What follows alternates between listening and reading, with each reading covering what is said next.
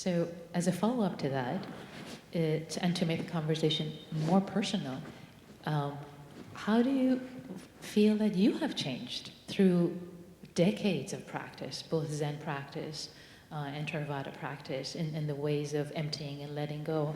If you can share personal stories or anecdotes, that'd be lovely. And this then will become open to everyone.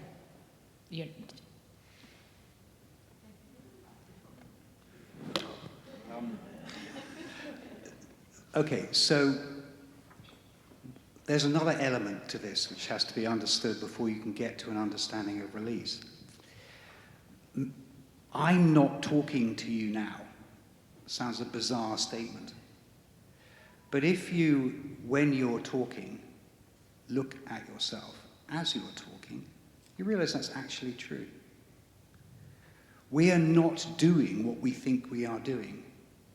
We're totally different from what we think we are. So the display that we live in has a displayed actor in it, which you remember is me. But we have a faculty, and this is where the possibility arises. We have a faculty to see, and if we look, we see there is no actor. Something else is going on. The words are coming out now, for example, but Richard Dixie isn't saying them, not at all. And this is true for all of us. It's really straight in front of our faces. Now, whatever that is can be relied on. You find yourself relying on something you don't identify. It's really quite remarkable. It's a true refuge. All the refuges that you can identify are going to let you down. I can tell you that now, because they're just concepts. They are put together ideas. But this refuge, which you can't identify, is totally reliable. And you find yourself relying on a capacity that you don't identify, which turns out to be who you are. Now, this is a strange realization. Perhaps we are 400 milliseconds in front of who we actually are. And all we have to do is rely on who we are, and then something else happens. Now that reliance is the realization that one can talk about. What do you think about that, Norman? Well, unfortunately, I don't think practice has improved me. Couldn't care less.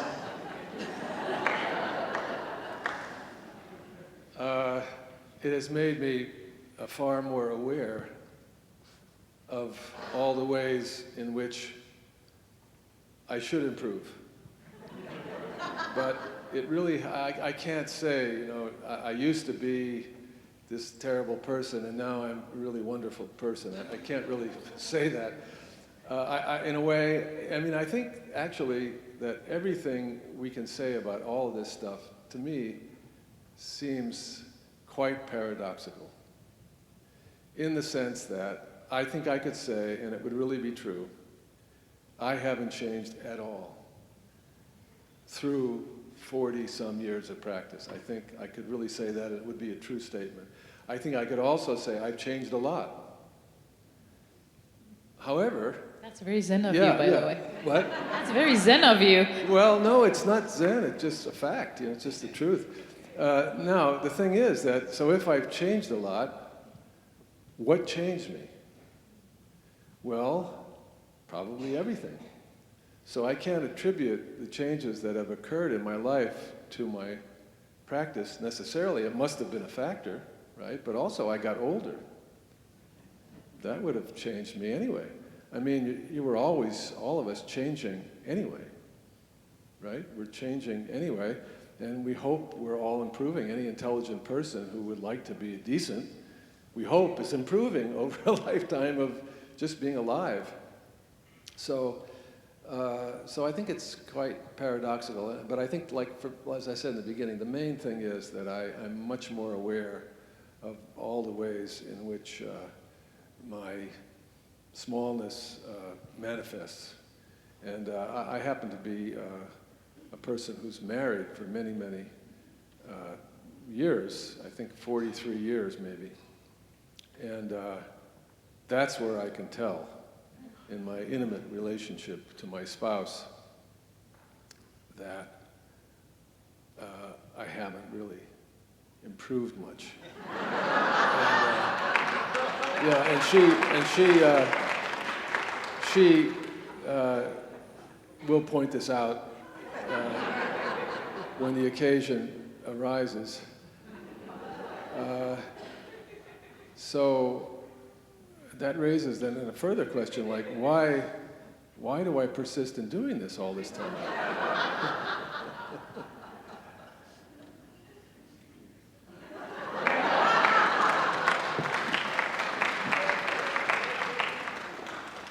Gail would love to hear your comment.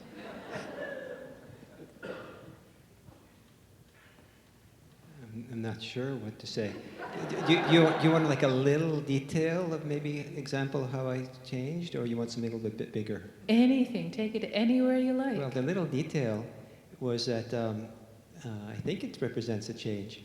Was some of my deepest kind of release that I had was in my time in Asia and Burma. Before I went there, I worked at Green's restaurant. And when I came back from there, I worked at Green's restaurant. And the people there said that when you came back from Burma, before you went, it was a mess around everything you were cooking. And when you came back, it was clean.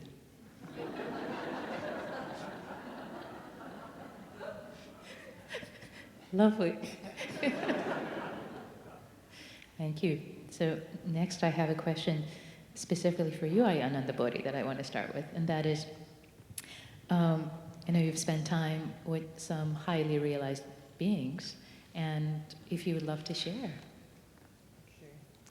I have been very fortunate to have had contact with some, very wonderful practitioners, and the one that really stands out for me, which I love to talk about him, and I'm really happy to be able to sit up here and speak about him, because I hope I can give a little transmission of his being. He's passed away now, but his name is Venerable Mahagosananda.